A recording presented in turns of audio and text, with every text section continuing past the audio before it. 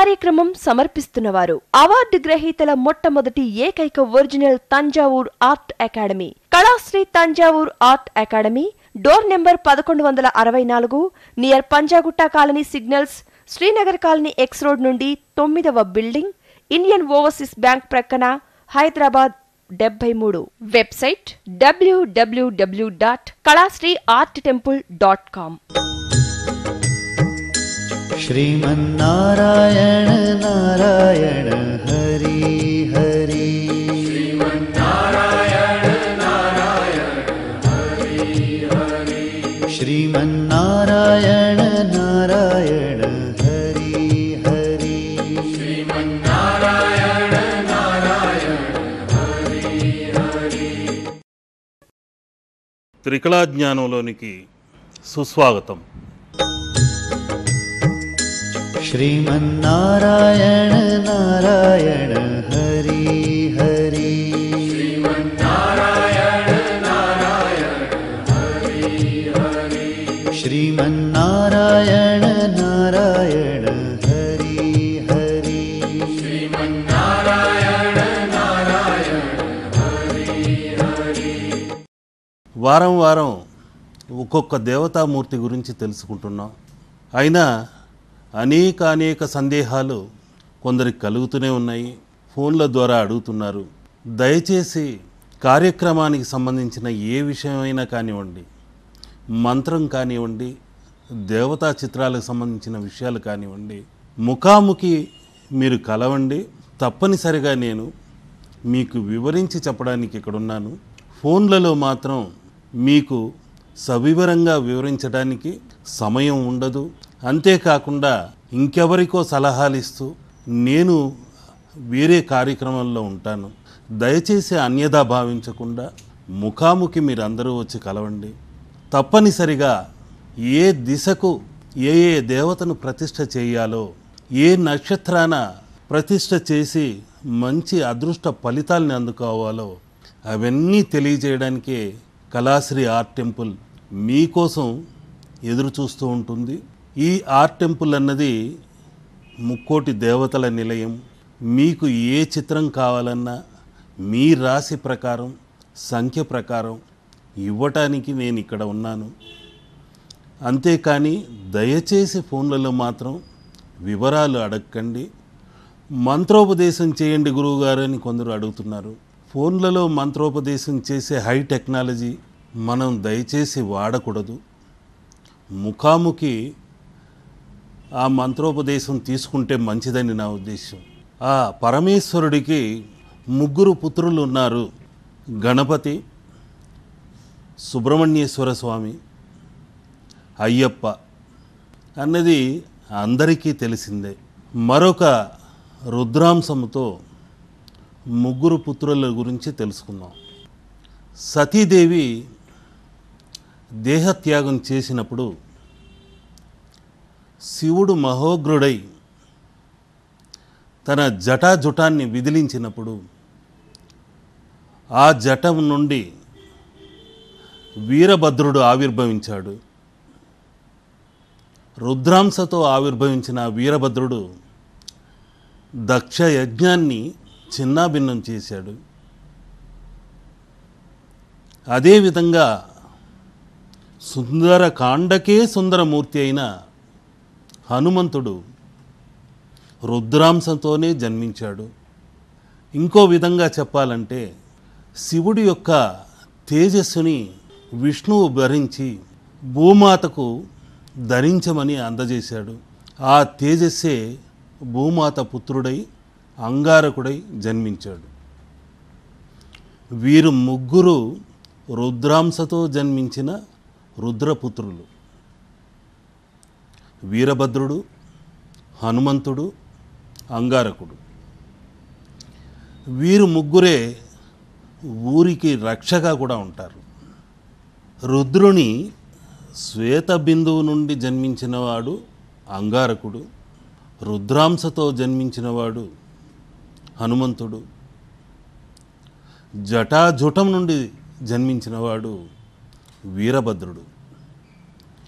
ఈ త్రికాల సోదరులు అపూర్వ సహోదరులు, మహిమాన్వితమైన శక్తివంతులు, అతి పరాక్రమమైన దేవతామూర్తులు.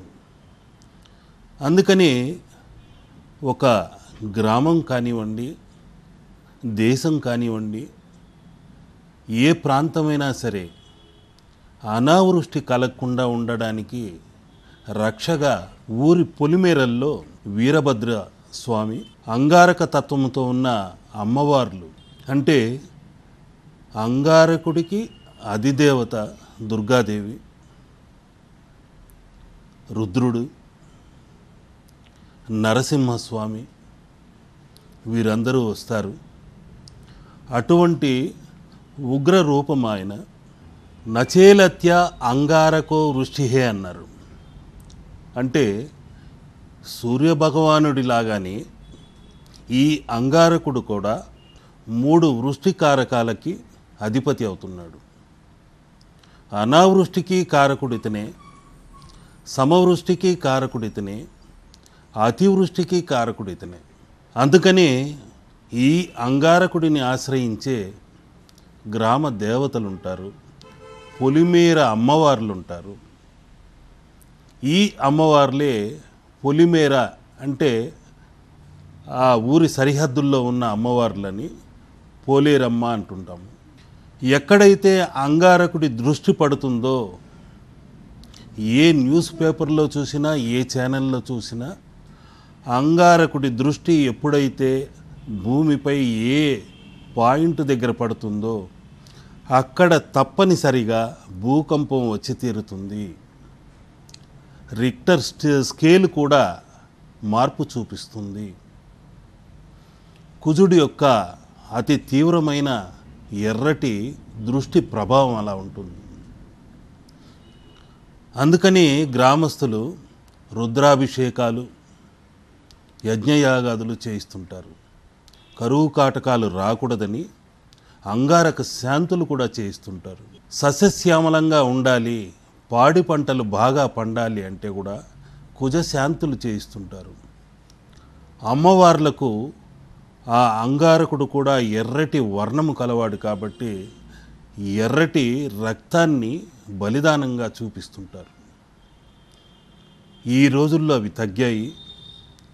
దానికి బదులుగా ఎర్రటి కుంకుమని గుమ్మడికాయలో వేసి బలిగా దానం చేయటము, నిమ్మకాయలో కూడా ఎర్రటి కుంకుమ కలిపి ఎర్రటి వర్ణంతో సమర్పించితే ఆ అంగారకుడికి శాంతి కలుగుతుందని, సస్యశ్యామలంగా పాడి పంటలు పండుతాయని గ్రామస్తుల నమ్మకం.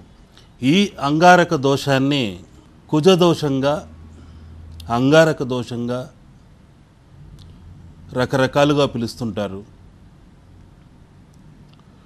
ఒక్కొక్క స్థానాన్ని బట్టి ఈ అంగారకుడి దృష్టి సమవృష్టితో ఉంటుందా, అనావృష్టితో ఉంటుందా, అతివృష్టితో ఉంటుందా అన్నది చెప్పలేము. కొందరి ముఖ కవళికలు చూసిన వెంటనే వారికి ఆ కుజుడి యొక్క దోషముందని చెప్పవచ్చు. ఏ విధంగా అంటే, తప్పనిసరిగా కుజుడు శని కలయిక ఉంటే ఏ ఇంట్లో అయితే ఉంటారో వారి పళ్ళ సందుల్లో కాస్త దూరం అన్నది ఉంటుంది. ఎత్తు పళ్ళు ఉంటాయి, లేకుంటే ముందు ఉన్న పళ్ళలోకి, అటు ఇటు ఉన్న పళ్ళలోకి బొంతసూది దూరేంత ఖాళీ ఉంటుంది. అంతేకాకుండా ఈ నొసలు చిట్లించి మాట్లాడుతుంటారు. చిన్న విషయానికి కూడా చికాకు పడి విసుక్కుంటూ ఉంటారు. ఈ కుజదోష లక్షణాలు ఉన్నవారికి అప్పుడప్పుడు నాలుక కొరుక్కోవటం, ఎర్రటి రక్తాన్ని చూడటం, చూసిన వెంటనే అబ్బా అనుకోవటం, అంతేకాకుండా చాలా వేగంగా దురుసుగా నడుస్తున్నప్పుడు ఈ కాలి వేళ్ళు ఏ రాయికో కొట్టుకోవటం, మళ్ళీ రక్త దర్శనం చేసుకోవటం, ఇది అంగారక తత్వం. ఆ ఎర్రని రంగు అంగారకుడికి సంబంధించినది. ఆ అరుణవర్ణ దర్శనం అన్నది వాళ్ళకి కలిగి తీరాలి.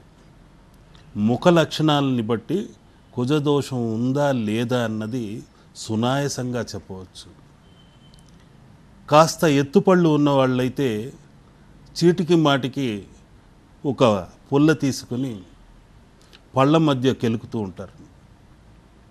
అది ఎదుటివారికి అసభ్యంగా అనిపించినా వారు పట్టించుకోరు.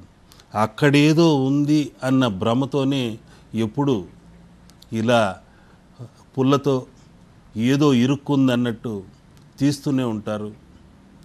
దయచేసి అటువంటి అసభ్యకరమైన మేనరిజంని తగ్గించుకోవాలి. కుజదోష నివారణకు ఎన్నో ఉపాయాలున్నాయి, పరిహారాలున్నాయి. దానికి గాను ఇప్పుడు చిన్న పరిష్కార మార్గం నేను చెప్తున్నాను.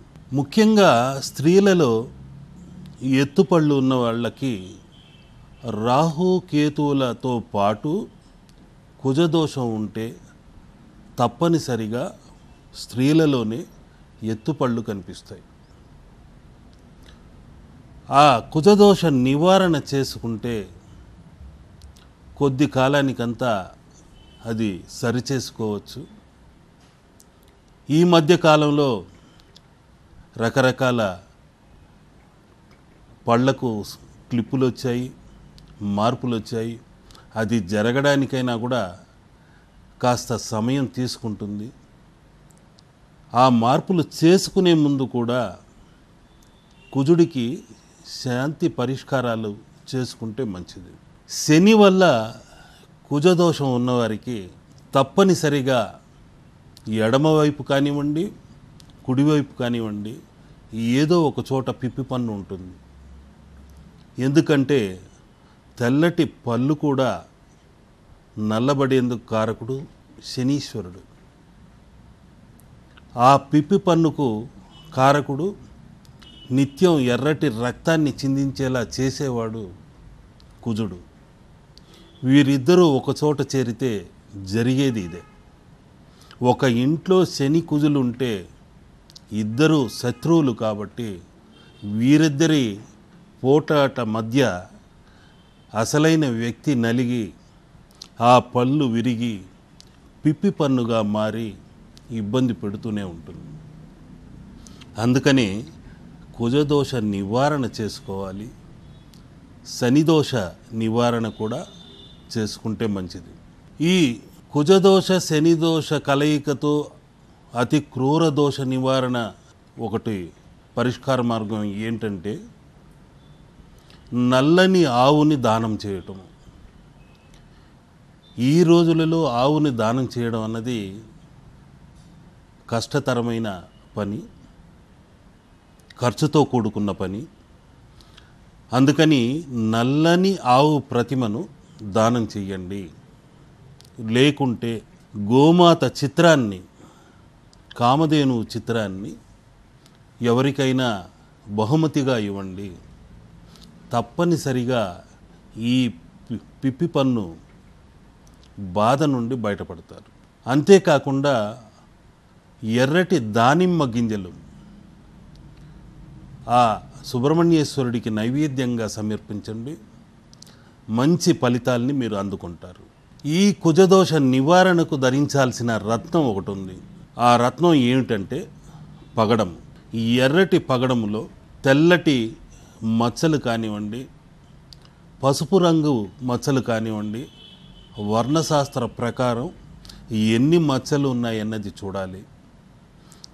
ఈ తెల్లటి మచ్చలు ఉన్నదే బ్రాహ్మణ వర్ణం అవుతుంది. పసుపు రంగుతో ఉన్నవి క్షత్రియ వర్ణంగా మారుతుంది.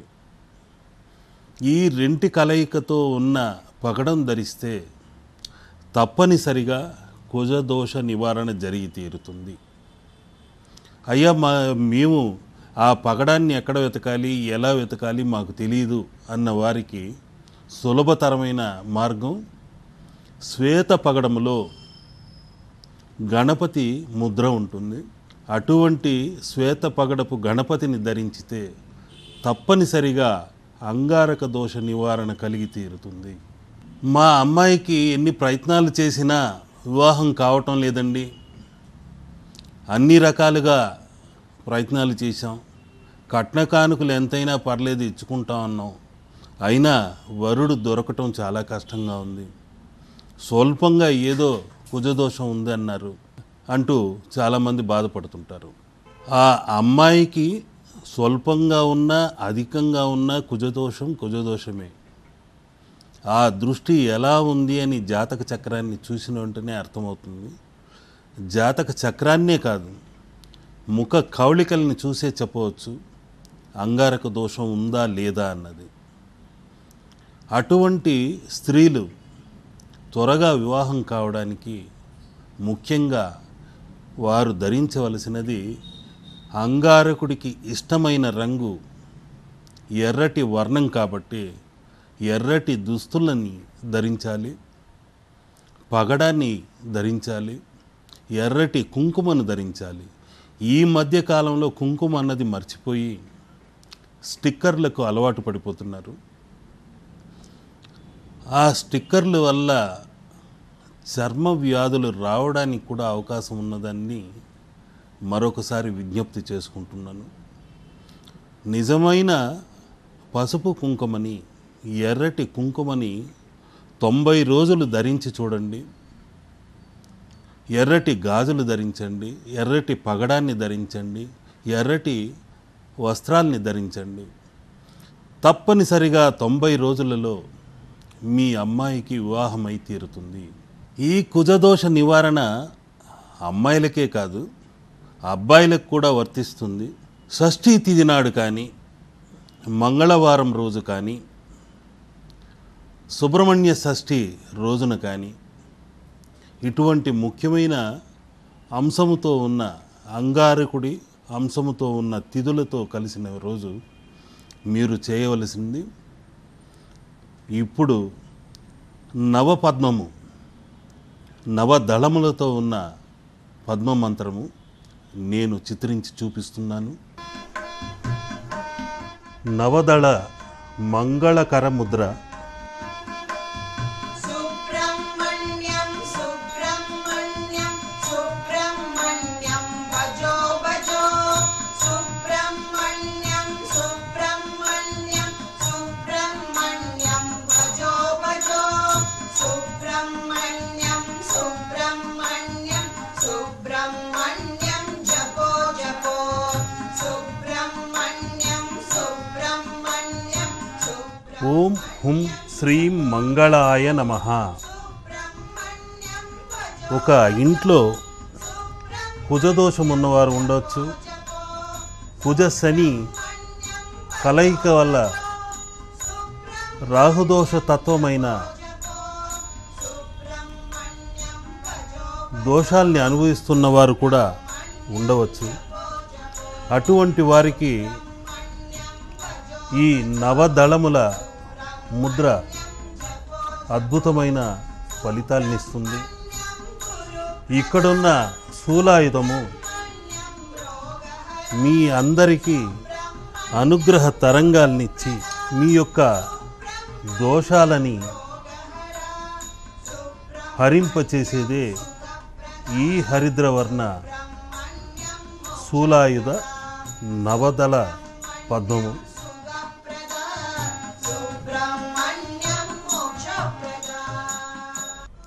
ఈ పద్మం కుజదోషము ఉన్నవారు పూజించిన వెంటనే అద్భుతమైన కాస్మిక్ కిరణాలు ఇలా ఆ దళముల నుండి ఓం హుం శ్రీం మంగళాయ నమః అని ప్రార్థించిన వెంటనే ఆకాశతత్వం నుండి ఇలాంటి సర్పాకారంలో మెలికలు తిరుగుతూ కాస్మిక్ కిరణాలు మీ ఇంట ప్రవేశించి మీ ఇంట ఉన్న దుష్ట తరంగాల్ని హరింపచేసి తప్పనిసరిగా ఎటువంటి సర్పదోషాలనైనా తొలగింపచేసేదే ఈ కాస్మిక్ కిరణ చిత్రతత్వము.